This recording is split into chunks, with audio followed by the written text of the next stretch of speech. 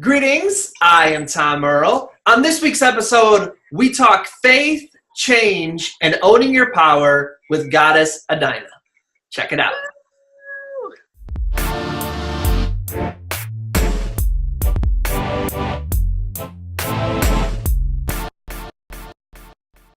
Greetings, everyone. I am Tom Earl. Welcome to the celebration. As you know, this is my year of courage. We know you could be anywhere, so the fact that you are here sharing your greatest gifts, your time and energy means the world to us. We hope you know that we are holding space for you, that in this moment you are enough and amazing and loved just as you are.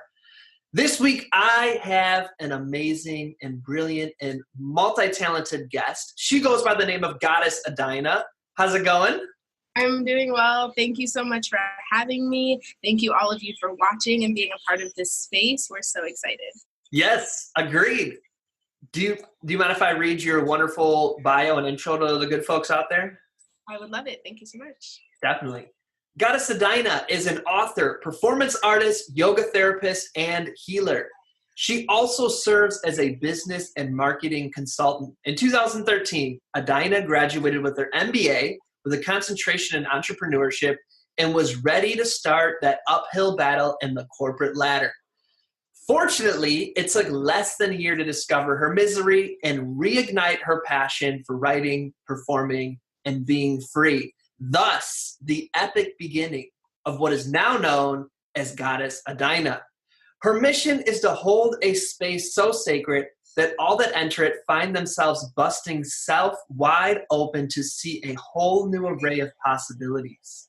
As an artist, she's committed to a responsibility of bringing new perspectives. She says, "I do the many things I do to remind you that you have a choice full of infinite possibilities." That's snap worthy. Yes! Yeah. Oh. I kind of low-key speak and write in poems even when I'm not trying to. So take us as far back as you like to go, 2013 or earlier. What would you say were some of those culminating milestones that gave birth to the goddess? Word. Okay. There were several. So let's see. I'll go back just a little bit before that, probably like 2011 maybe. Or a little bit of background. I was raised in a Christian household, though it never really fully resonated with me spiritually. I followed the rules like you were supposed to, or whatever the case may be. Around 2011, I decided I wanted to make it personal. Like, I need to understand this. So I dove into Christianity as hard as I could. Like, I was in church all the time. I was reading Bibles. I had concordances. You should have seen me with like 14 books set out, reading the history, like trying to really understand this. And I delved into that for like 2 years, got to the end of that 2 years, and it just still did not resonate. So around 2013, I was at this place in my life where I had just kind of settled. I was like, all right, Christianity is the right thing, but it doesn't feel right to me, so I'm just broken or whatever. So we're just going to be broken for the rest of life. We're going to go into this corporate ladder. We're just going to do what we're supposed to do and live it out till we die, which sounds so morbid, but that's where I was at the time. And at that point in time, someone came into my life who made a very big impact on my life. We performed together. We were together for a very long time. But she introduced to me the idea that God could be something other than what God was to me in understanding. So that was a big catalyst. And then that transferred into so many other ideas busting open. And then also in 2013, I graduated from my from graduate school with my master's, and I went straight into my corporate job. And after like 3 months, I was miserable, and I was so sad because like this was my dream. I had dreamt about this for like years. I was so excited to climb the corporate ladder, wear my fancy clothes, travel, do all this other stuff, and I got there and it was tragic. So once I realized that, and basically at that point, everything I thought I knew had crumbled beneath me. Christianity, which was like my faith, like this is what God is, all of that shattered. And then my dream, like for my career in adulthood, all of that shattered. So once that shattered and I dealt with the fact that that had shattered and I really didn't know anything, and I'm just speaking those words now, but that was a very long and strenuous process, because it's not easy when everything you thought you knew isn't true to you anymore. Because then you're left to wonder, well, okay, so what is true? And then if I do pick something again, am I going to be wrong again? If I pick this career, is it going to be wrong because I picked before and I hated it? If I pick this faith, is it going to be wrong because I picked this, and all these other different things? So going through all of that really was the birth of Goddess Adina, because I got to a point where I was like, okay, I've survived something shattering beneath me. So the only thing that I really need to hold to is truth can change at any moment, and it's okay if it changes. And my faith in whatever it may be in, whether it was in a Christian God at one point, whether it be in love, in the universe, in goodness, in myself, whatever it is, my faith has to hold true to something. Those are the only two things I know, and that is what I've run with, and thus Goddess Adina is here. You know, not only is it amazing that you went through that, but oftentimes we go through these kind of experiences and aren't really able to speak to in a way that people can access what we went through. When or how would you say you went from not only going through it, but as a healer, as a teacher, as an author, being able to share it with the world? What form of expression did you lean into first? I leaned into yoga first, interestingly. So I discovered yoga for myself around the same time. At this point, all these different things were happening at once. Like my faith was falling apart. I was at that point in time entering for real into the LGBT community, I guess, because it was my first serious relationship with a woman, and like coming out to family and all these other things. So dealing with that. And then I discovered yoga around this time, because I've always dealt with body issues per se, in the sense that I've always had a terrible relationship with my body. I was very critical.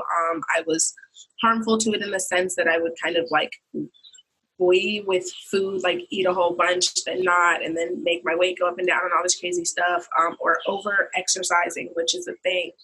All these different things. So I got to a point where I was like, okay, I know I love physical movement, and physical movement, like working out makes me feel good, but I don't want to do it for a particular body anymore, because I've been really, really skinny and I wasn't happy. I've been fit and I wasn't happy. I've been heavy to make myself and I wasn't happy. So I just want to do something that makes me feel good, not make me look a certain way.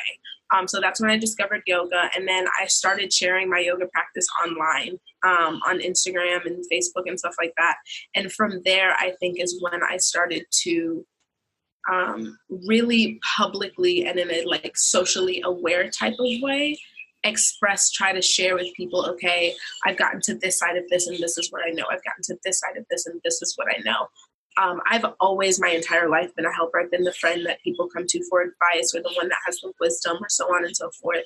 But it was then that I started to learn the power of my voice on a mass scale, because that's something I've always struggled with, despite what people may see now. The power of my voice has been a very, like, it's been a war between me and myself. And then now I'm getting to a point of sharing what I'm going through as I'm going through it. Not just, okay, I've gotten to the other side of this. Let me show you like, hey, I made it. These are the pretty words and all the things that. Like, no, these are the trenches. This is the valley. These are the shadows. Can I cuss on here? You can swear as much as you'd like. Okay. It's like, this is the shit that sucks. This is all that I'm getting to that space now. So it's been an ongoing journey, but I guess as far as like the core of the question, when I started my yoga journey, so like about 4 years ago, maybe, is when I started to like socially put it out there. And so, you know, not only the ability to see people receive what you're saying and take in their reaction, but what has it been like for you, the process of storytelling and sharing your journey, both within and seeing it without? Okay, so it's I'm going to start with outward. And this is, I like this. These are good questions. With outward, it was, again, it goes back to that power struggle of my voice because, okay, how do I say this? I'm a Leo, so I'm very prideful. I'm fairly confident, but by myself, like me and myself in a room in a mirror, I'm good. I'm the queen. I think I'm on top of the world. And then like out into the world, it's like, whoa, okay, wait, that's a different feeling, you know? So when I did start putting it out there, which was kind of like a divine autopilot takeover because something took over that fear and was like, hey, do this anyway. Seeing the response was wild. At first, I almost didn't believe it because people would come up to me and say like how impacted they were or how powerful it was, or they would say things to ask me questions like, how did you get this strong, or how did you get this free, or how did you get to the point? And I'm just standing here like, what are you seeing? Like, I don't know. Like, that's not me. Like I don't know what you're talking about. So that was really wild to internalize. And I'm not going to lie, I'm still internalizing it now, especially as I have just recently stepped into performing by myself. Because it's one thing on social media to have people like come into my DMs and stuff and say like, you know, you helped me through this. Or I had someone tell me one day that I helped them through losing their brother.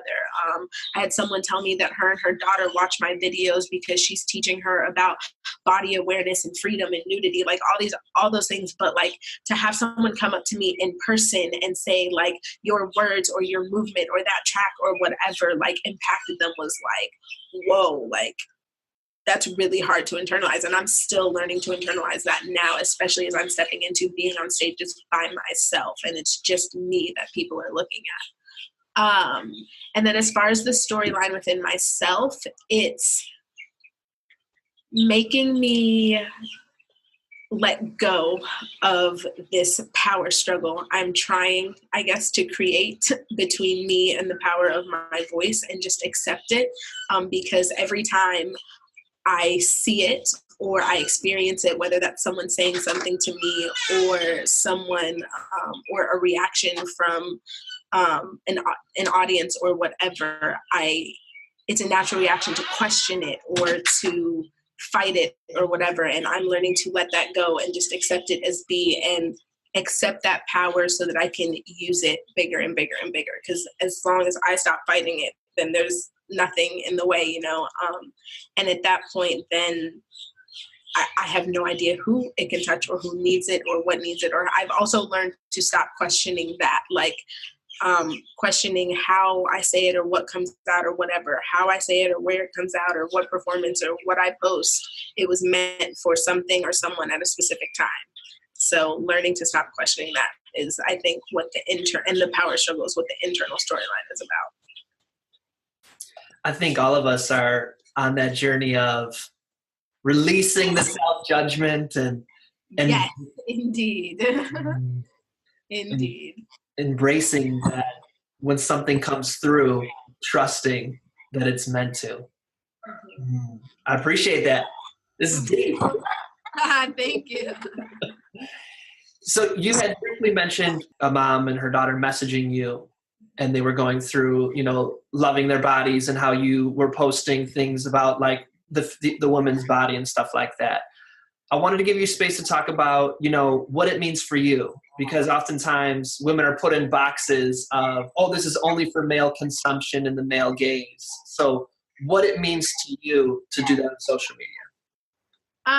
Okay, so for me, first and foremost, it started out just for me. Like it wasn't for anybody on social media. I've had a very, like, I guess at war kind of upbringing with it, because I've always had, I came out with a very kind of free type of mind. I always wanted to be naked. I didn't understand this whatever with the body or this sexualization or this cover up or whatever. I was a gymnast growing up. I had a European gymnastics coach who was like a second mom. And if you know anything about Europeans, they're the first ones to tell you at like 10, like, oh, pull that up. Like your butt looks good that way, or your hips look good that way. Like you use it while you have it. So it was this very like open and freeing. And then I had the other side where it was like the Christian and the church side where it was like, cover up because men are going to do this and you're responsible for making sure that they don't look at you a certain way, like cover up, don't tempt them, blah, blah, blah, blah, blah. And I was always in the middle, like none of this makes sense. Like it's my body, like just let me do whatever it is I want to do. So moving through that, moving through being sexualized at a very young age, between being a gymnast and like just I came out with like certain curves and whatever. So from a young age, people looked at me very sexually. I remember being like 10 to 12 years old and doing what was I think I was just doing gymnastics. I was doing the splits or something out around a whole bunch of an adult. And I remember looking up and catching this man just like staring at me. And I could feel that in that moment and just like not understanding why what I was doing could warrant such a response and that response be okay. So all of that is like back history of coming to this point today where it's like, you know what, I have to like, fuck y'all. Like I don't want to sit here and have to question whether or not I can wear this or whether or not I can post this, or if you're going to look at me and call me a hoe, or if you're going to think that now you have the right to touch me, or you have the right to slide in my DMs, or you have the right to do this, that, and the other. What I do doesn't give you the right to do anything. If I want to be naked, I want to be naked. If I want to be naked sexually, I want to be naked sexually. If I want to be naked and just be naked for the fuck of being naked, then I'm going to do that. And taking it back the power and the word of femininity, because growing up between TV, society, Christianity, school, cartoons and romance, all this other bullshit, what you're supposed to be as a woman gets put into a box. You're supposed to be this particular type of way so you can attract this particular type of spouse or whatever, so you can then live out your life. And I got tired of trying to be this particular type of woman. I was like, I can be a tomboy, I can be a girly girl, I can be promiscuous if I want to be, I can be prude if I want to be, I can be a businesswoman if I want to be, I can be a video vixen if I want to be, and I can be all of those things in the same day. And you can't tell me a goddamn thing about it, because why? How can you? And that was also part of me learning again that truth changes. When all of that shattered beneath me, it was like everything can change at any given moment. So can I. So I think sharing it on social media came to a point where I started seeing people respond to me, men and women, just saying that they admired the freedom, or that it gave them or introduced them to a freedom that they didn't even know they desired within themselves. Like there's so many people that come to me or have said things like not even knowing that they liked being nude until they saw it and they tried it, whether it was nude yoga or just being nude around wherever. They would try it themselves and then discover this whole new experience. And for me, it's just about freedom. It's about being able to be your authentic self, whatever that means. And for me personally, I like to be naked, and I personally get annoyed when I have to put on clothes just to walk out of my house, and I don't feel like putting on clothes that day just because someone else may feel some type of way. Like, it's just about being comfortable in your own skin, whether that is with clothes or without clothes. I have taught here in Orlando, taught nude yoga classes where some people get nude and some people don't, and it doesn't matter either way. We're all comfortable. You can want to be clothed and see a naked body and not feel any type of way about it. For you to feel some type of way about it lets me know, and that's even on social media, the people that like report my images or say nasty things or DM me, whatever, you feel some type of way about yourself. This isn't about me. This is about you, because I'm doing something maybe that you want to do and you won't do, or you feel like you're supposed to feel some type of way about it because of some conditioning or some ideology that somebody gave you. But no, again, I'm here to push the limits of your brain, to make you look at yourself and ask, like, if you are disturbed or annoyed or you feel some type of way about what it is that I'm posting, or even seeing me live, because half the time I'm partially nude when I perform live. At the end of the night or at the end of the day, you're going to go home with yourself and have to think about why you're so annoyed. about what it is that I'm doing. I'm still going to be doing what I'm doing, but you're then going to have to say with like, why did that bother me? What it is that I'm not dealing with, or what conditioning, what restraint, what is it?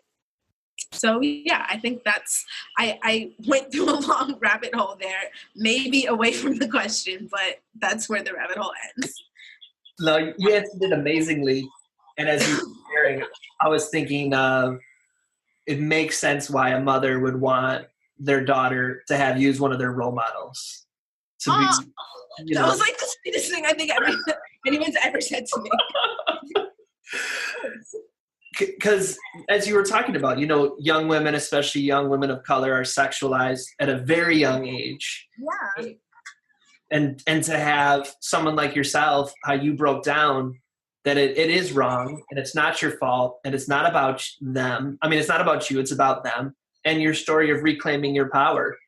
It's amazing. Thank you so much. I appreciate that. Definitely.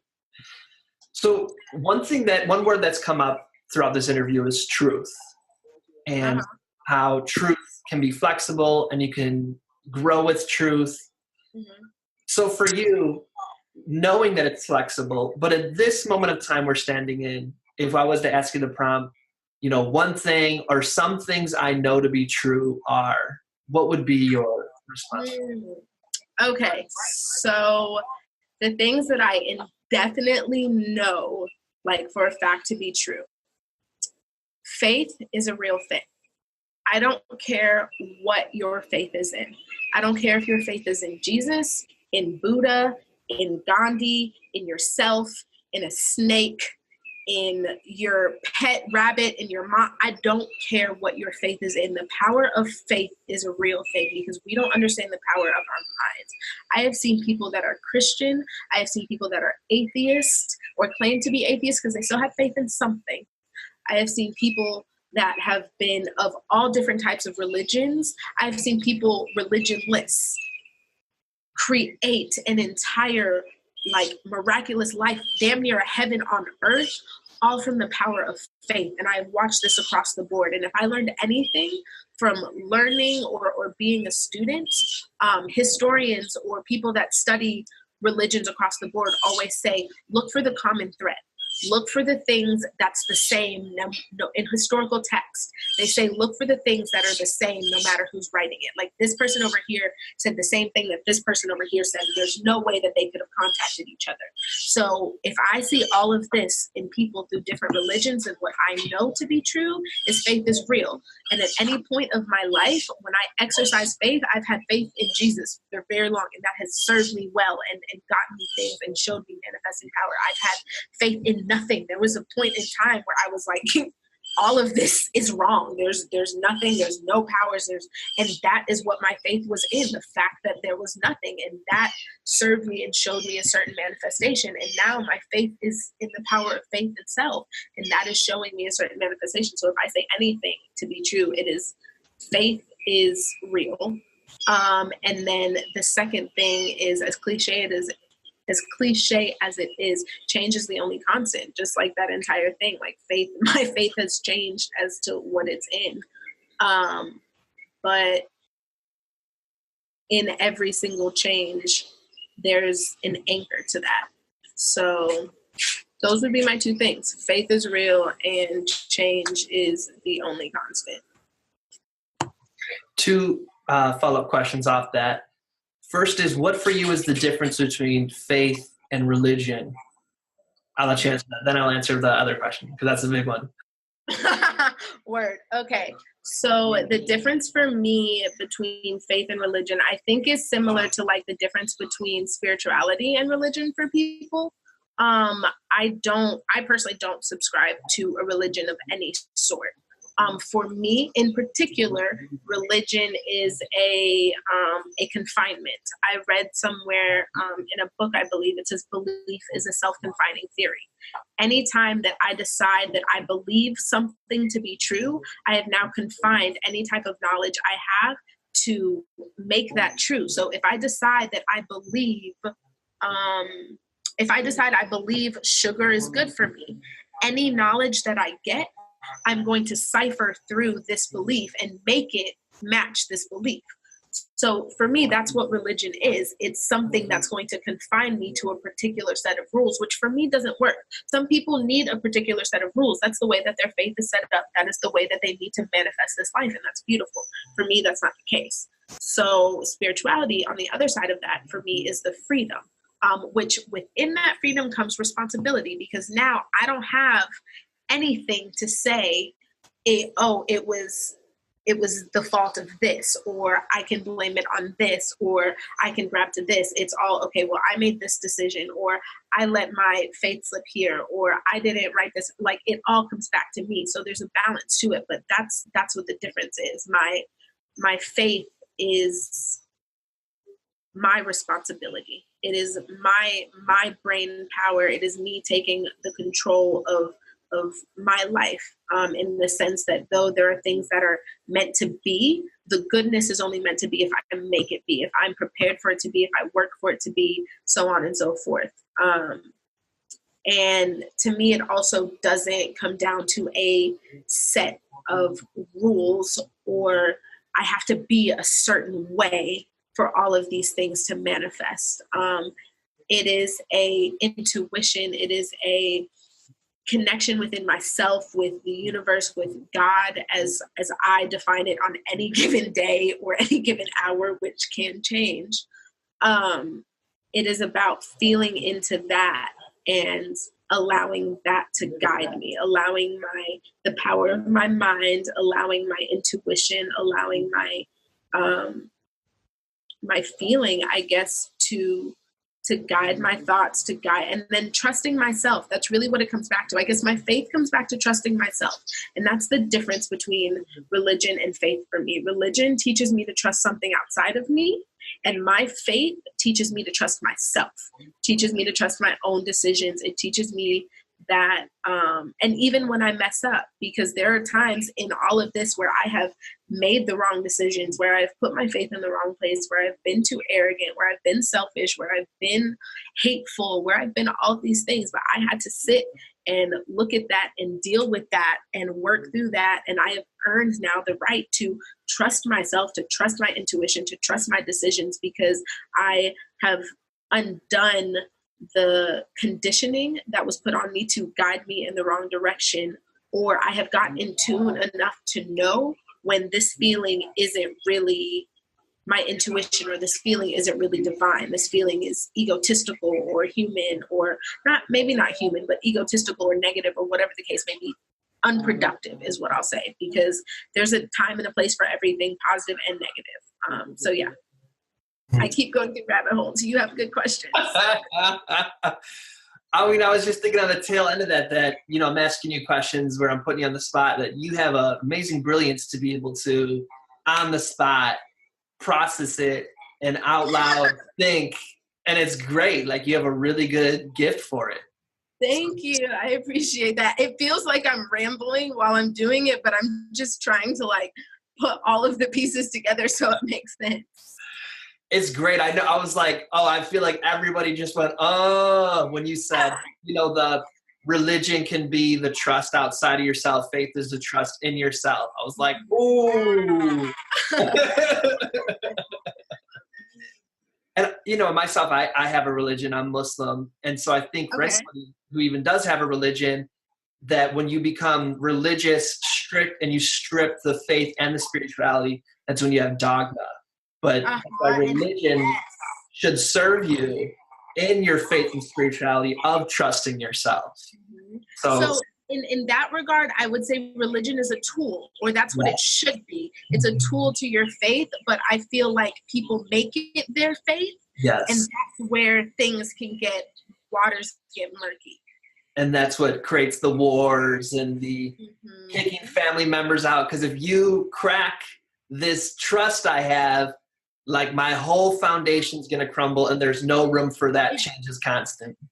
Exactly. I've always wondered, or I've always said, if whatever it is that I believe, or my ideology, if it's different than yours and you're so shaken by it, that has nothing to do with me. You shouldn't be shaken by what I believe has nothing to do with what you believe. If you're solid in what you believe, me believing what I believe is irrelevant. But if you're not solid in what you believe, then the idea that something else can be true is going to shake you, and you're going to have a problem. So at that point, you need to go and sit with yourself and figure out what's true for you and what isn't, because that's not a me issue. I figured out what's true for me, or at least to the point that I have, at this point, I'm open to anything. So if you can bring something to me and show me it as truth, and maybe not so much prove it to me, but show it to me through your existence and it resonates with me, I am willing to abandon everything I know is true right now and hop on board with that and be like, okay, cool. So this is true. This is what we're rocking with.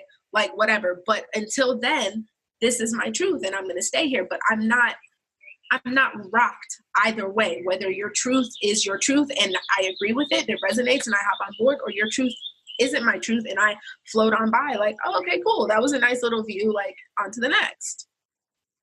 We are kindred spirits in that. Like, I have had things like, I was a fruitarian for 3.5 years, just ate raw fruits and vegetables. And I always knew, like, I am all in on this, but if something better comes along, like, I will move. Like, I am not going to become dogmatic. I feel you. I did the same thing. Okay, well, kind of. So I became vegetarian probably like 4.5 years ago, and started very dogmatic in it. I'm not going to lie, because I was kind of very fresh out of my dive into Christianity. And then I got to a point where I was like, I'm not going to be dogmatic with this, but I became vegan in that period of time, was vegan for like 1.5 years.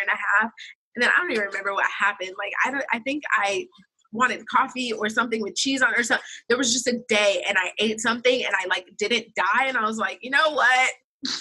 Whatever. And now, like, so I'm still vegetarian, but like we're slowly trickling our way back to vegan or trying or whatever, but it's the same thing. It's like allowing yourself. I think when we become dogmatic, we put chains on ourselves and we make it very hard on ourselves to live from day to day, because you don't give yourself the room to make a mistake. You don't give yourself the room to be human. You don't give yourself the room to live. I mean, we're only here for a certain amount of time. So no, I'm not going to be perfect every second of the day. I'm not going to eat the perfect thing every day. I'm not going to say the perfect thing every day. I'm not going to choose the perfect people every day. Like, I'm not going to do any of that. If I did it, like, there would honestly be no point in being here if I could do all of that perfectly. It would just kind of be like trudging through the trenches. And like, if you've ever gone through life melancholy, like if you've ever gone through life just like waking up every day and going through the motions, shit feels terrible. Like, and once you feel something other than that, or you come to the realization that you don't have to feel that, like, you can't go back.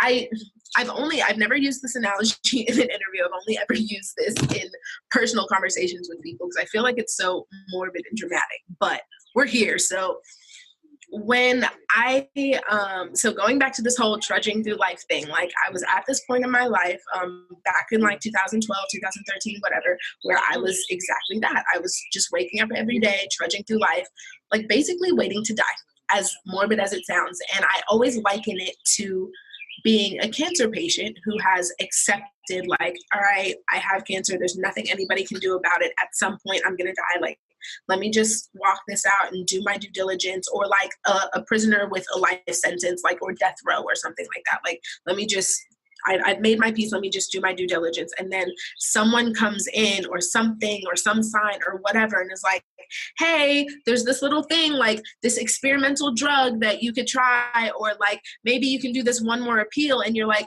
bro, like, fuck you. Like, I just made peace with this. Like, don't come dangle hope in front of my face. Like, no, like, I don't want that. That is what that is what healing is like, realistically. That is what going from trudging through the trenches day by day to, okay, I'm going to live, I'm going to breathe, I'm going to do this life rather than like survive and wait to die. That's what it's like. It's like going from, all right, I've just accepted this, like, let's be hopeless, to here's a little bit of hope. And it's like, no, I don't want this, but I can't go back now that I've seen this. So I have to go explore this. And then at some point, somewhere in there, it turns from sour to sweet, and you start to, you know, figure out the sweeter side of the healing process. So deep. You know, I can't help it. And it reminds me of kind of the analogies you're using, that it's not the experience you're going through, but how you move through it. Yes. I don't know if you've listened to the Super Soul Sunday interview with Oprah with Anthony Ray Hinton, where he was on death row and falsely accused of the crime. He knew he didn't commit it. It was on death row. He didn't think he was ever going to get out. But, you know, at some point his attitude shifted, and the people that he transformed, from the guards to fellow inmates, and just became this spark of inspiration to people around him. Like, you know, like you were saying, that no matter what we're going through, we still have that power of choice to decide. Yeah. Mm-hmm. And that's the thing I think I've also tried to be very aware of, especially now, as, you know, self-awareness and self-care and self-love, all these things are slowly starting to tip that line of a fad in social media and stuff like that. I've always tried to be very aware of the fact that, like, you guys, this isn't flowery or bubbly. This isn't just about bubble baths or getting your nails done or falling in love. Like, this, it's hard, and it's about going through the trenches.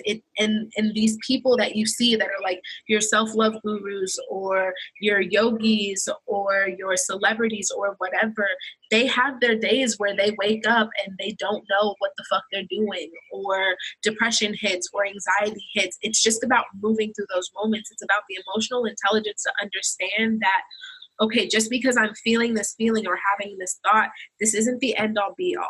This doesn't define me as a person, and this doesn't define my past or my future. Like, I can move forward from this moment. I might have to sit in this moment. Like, I can tell you, earlier today, I woke up and I was just sad. Can't tell you why.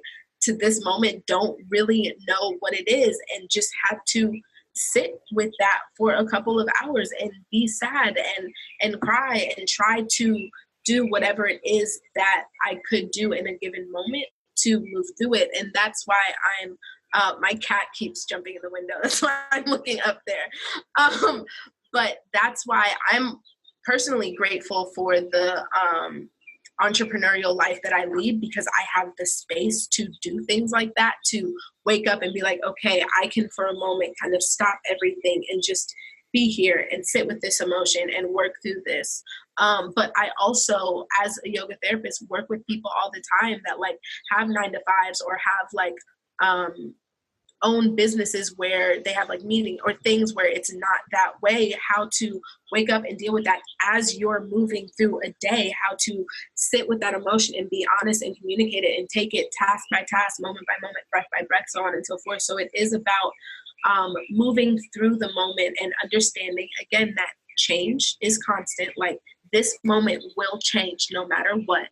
And your faith, whatever your faith is in, that is what you call on in that moment. There are times where I will be knees to the floor, eyes to the sky, talking to anyone that I think is listening. Like, I've literally gone down, like, anybody that's listening, any power that be. I don't even care who it is right now. I just need help because I can't do this. And that's what it is. But faith in that moment is that someone, something, God, someone, somewhere is, and every time after that moment, there's a picking up, there's a sign, there's a something, we've gotten through that space. So, yeah.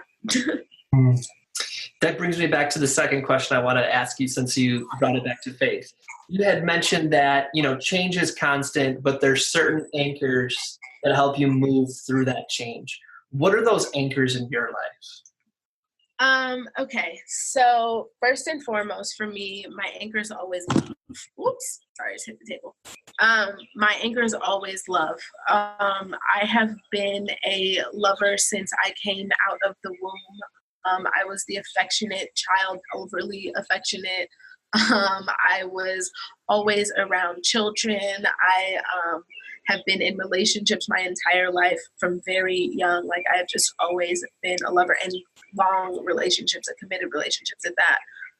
So love is my anchor, and whoever I'm with at that given time is always an anchor for me, because they're a reflection. I can always, go to them and be like, okay, this is what I'm feeling. This is what I'm seeing. This is what I'm thinking. And I know that you see me because you're here day in and day out. So help me see whatever it is, so that's an anchor when things are changing or transforming and I feel confused or like I don't know what from what. Another anchor for me is I journal and date things all the time.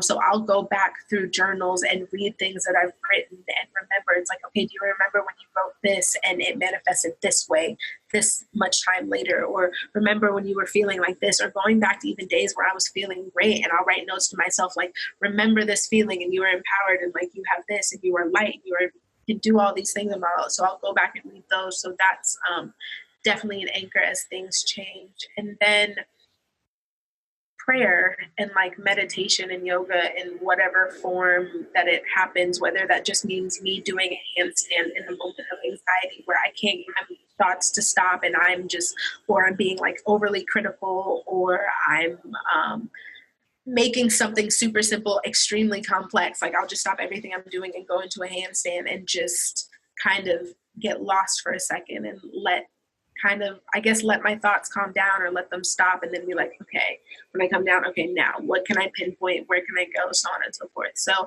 I think those three, or yeah, like I said, prayer too, like I will stop, knees to the floor, eyes got at any given moment, or get in the shower at any given moment and be like, look, I got nothing. I need somebody, some sign, something. So probably those three things. It's amazing. I love how you give tangible things that we can all tap into. I'm so glad that you said that, though. That I take that as such a huge compliment, because that's a really big thing for me, because growing up in a Christian space, like I always thought I was broken spiritually because I couldn't touch or feel whatever it was that everyone was feeling. I would sit in church, watch these people have like these big moments, and I'm just like, what? I feel nothing. I see nothing. I hear nothing. So like, there's something wrong with me. So as I have gone through this whole journey, one of the biggest things that I've had to learn or maybe unlearn, or maybe the biggest habit I've had to break, is that spirituality or faith, it's simple. It's very simple. It doesn't have to feel big, and it may not feel like anything in any given moment. There are times where I have come up off of the floor from tears, crying to the floor of the sky, like, oh my God, what the fuck? I don't know what to do.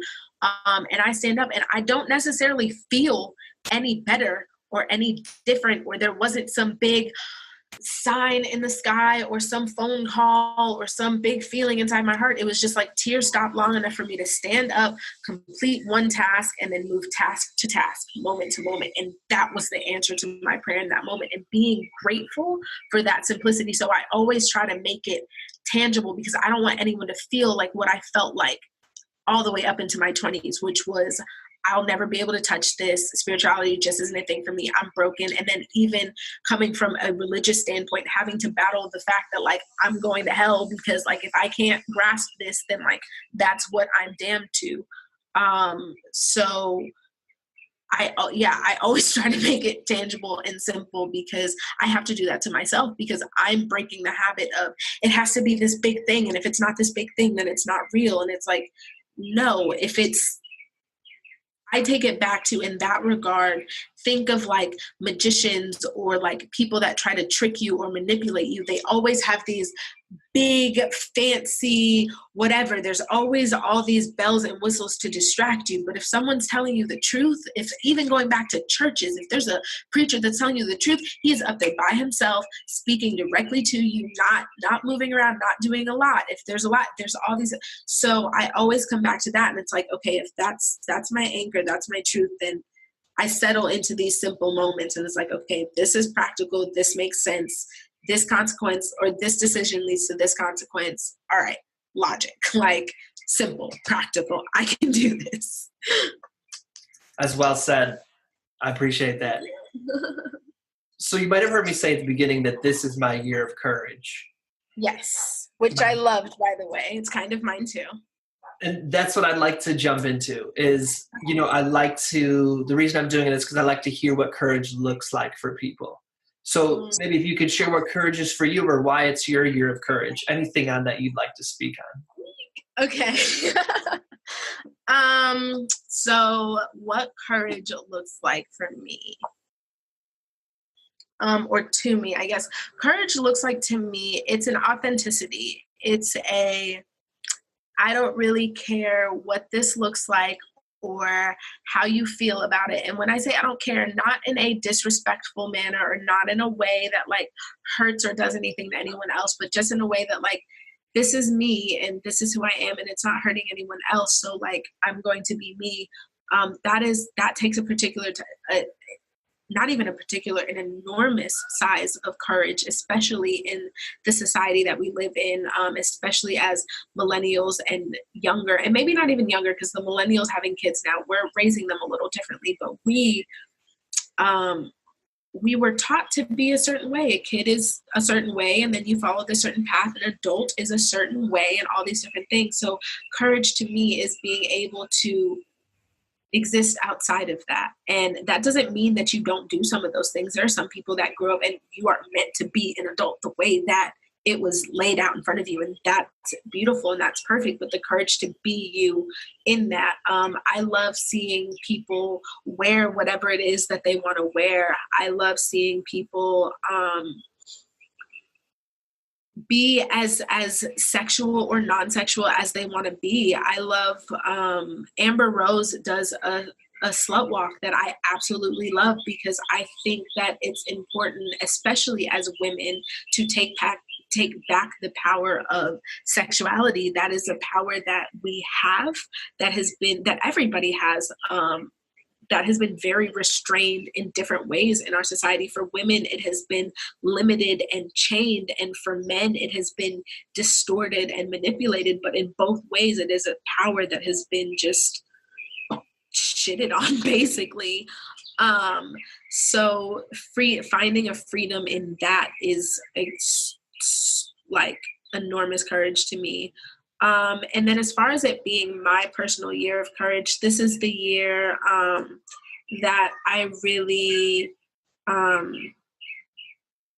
this is the year that I got serious, I guess, about my heart's desire as far as being a performer, being a speaker, about being an influencer, about the type of audience I wanted to have. This was the first year that I got serious about my voice and the power of it and really speaking and using it.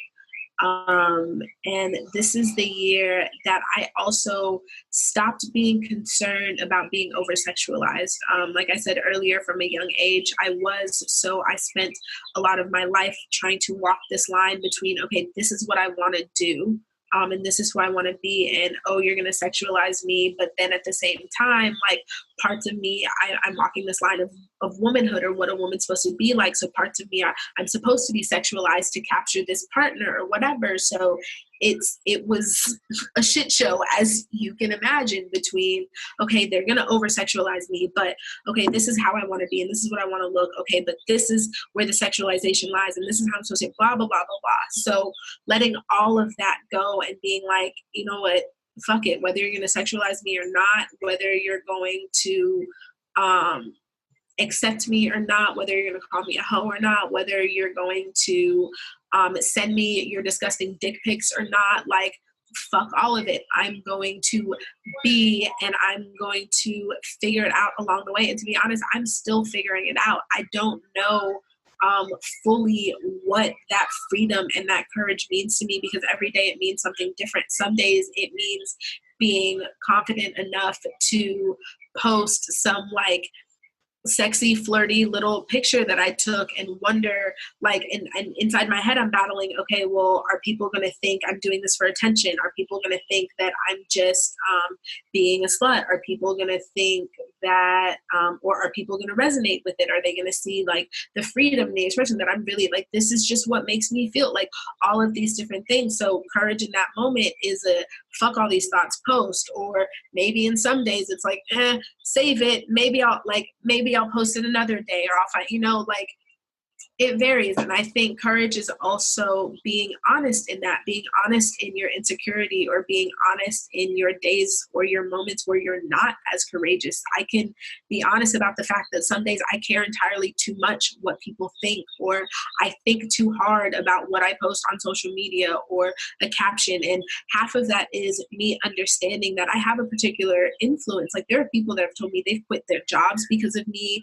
People have left or begun relationships because of me. People have parented their child a different way because of me. I don't even have children yet. Like, that is a strong and powerful influence that I am very careful with. But at the same time, I can care too much, because there are people that'll be like, oh, you're a slut, or oh, you're stupid, or oh, I'm wondering if they're like these same people that were just influenced and thought I was so powerful. Like, what if they read this and they're like, oh no, that's not, and now I lost. So there's all these things that you have to battle. And in those moments, being honest with myself is the courage that I have to take to either write it out and figure, with myself in a journal, and like figure out my own courage, or take it to my partner and be like, okay, like I'm struggling with this. Like, can you help me see and get the like, stop playing, like, you're great, like, go be great. Or to like my best friend or anyone in my support system, or just like going against, or maybe that day it's not posting it and sitting with that and like sitting with that insecurity and figuring out where the root of it is. And like, okay,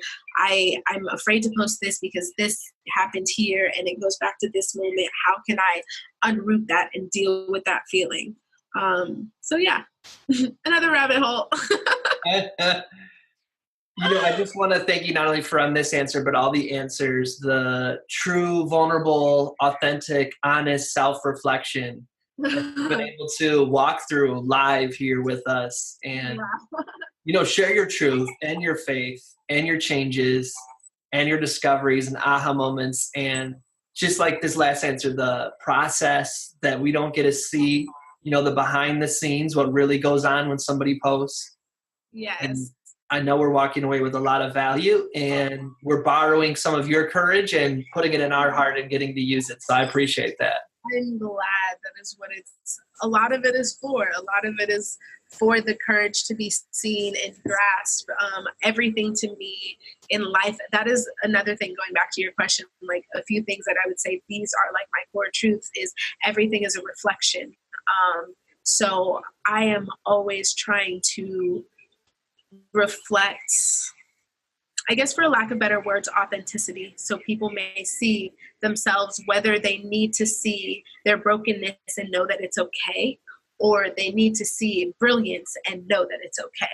Either way, to see that and be able to sit with that in a given moment and be like, okay, I can be broken in this moment because I saw that in her, or I saw her move through that, or I can see her, like, I can see her past, and that I can see where she came from. So like, I can sit with that, or the brilliance, like, she got out here and she did it and she was courageous enough. So I can get out here and I can do this thing, and their thing may be very different than my thing. And that thing can touch people that I would have never had access to, because they don't resonate with whatever it is, or however it is that I say it, or like they don't do yoga or spoken word. That's not things that they're interested in. So they would never hear me, but someone that is now encouraged, and maybe they do, I don't know, glass blowing or something. And now they go over to their community and they're courageous and they're loud. And then someone in that community that does skateboarding now go, and like, it's this revolving effect that just awakens different communities. And I'm a firm believer that if we all just did our heart's desires, or if we all followed our passions, there would be nothing in this world that we would want for. There would be nothing in this world that we couldn't do. Because the only reason I can get on Google right now and Google like the lifespan of a bee is because someone somewhere was obsessed with bees, and they loved it enough to study them, to sit there and figure it out. So if we all did whatever that thing is, and traded information and traded knowledge and traded resources, and bartered, whatever the case may be, we'd all be living grand. There would be nothing in this world we couldn't do, because there are people that want and have desires in every different avenue that someone else can fulfill. Again, back to reflections. And that for me is the definition of community. When we are all activated in our passion and our passions are interconnected. I love that. And speaking of community, for folks who want to add you to their community, where this is your time to shamelessly self-promote, where can they do that? Word. Okay, so basically everywhere is Goddess Adina, Goddess Adina. You can find me on Instagram and Facebook there. I don't do Twitter. I think there's a Twitter out there somewhere, but I haven't tweeted on that thing in like 3 years. My website currently is balancinglifestyles.com, but be on the lookout because I'm upgrading the entire brand, changing everything over to Goddess Adina, the Goddess Adina. My YouTube channel is going to be starting soon, in a couple of weeks, dropping it this month. I'll also be dropping the vlogs on IGTV, so you can definitely follow me on Instagram. Make sure you subscribe to my YouTube channel when I drop all of that. But the best way to follow me, the best way to keep in touch with me is on Instagram. Follow me there. The links to my website's there. Every time that I'm performing will be there. Any updates as far as YouTube, websites, any new things that I'm doing, all of that will happen there. Turn on your post notifications. I randomly go live sometimes. And my stories lit like every day. And book number 2 is probably coming out in 2019. So look out for that. And yeah, I think that's it. Nice. And for those who are on the go, unable to get all that down, show notes with all the links mentioned are tomrell.com/Adina. That's tomrell.com/ADINA. Or go to tomrell.com/blog, and it's the most recent episode there. Once again, just want to thank you so much. This has been such a wonderful opportunity to get to know each other and share with the audience, the wonderful things you're doing. So I appreciate that. Thank you so much. I appreciate you. You have a wonderful questions. It was fun, very self-reflective. So thank you for that. My pleasure. So the way we're going to end is that I'd like to invite you to ask our audience some sort of invitation. So it can be an invitation to think about, to do, to be, to reflect upon. What is your invitation to them? Okay. All right, I got it. So my invitation, so I've got to give you a little bit of backstory for this. People have always asked me, what is my key or my secret to relationships and to love? And mine is always to speak when you don't want to speak, to communicate when you don't want to communicate. So my call to action, or my invitation to you to join in being in this year of courage, is to speak when you don't want to speak.